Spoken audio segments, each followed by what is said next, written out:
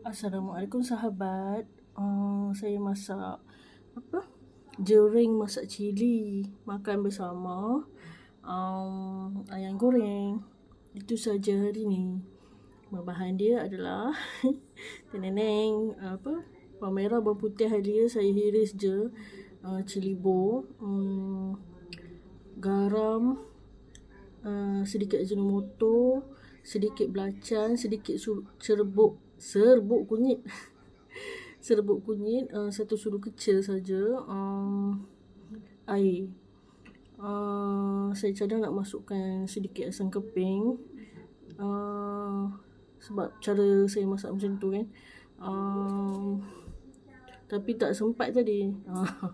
Jika tak sempat macam tu, saya tak letak lah. Tapi terpulang lah pada masing-masing kan. Saya masak cara saya lah. Macam serbuk kunyit tu saya tak letak banyak lah, sikit je. Belacan pun sikit tadi disebabkan garam dia dah agak banyak kan. Jadi saya tak letak lah. Itu saja guys. Assalamualaikum. Jemput makan.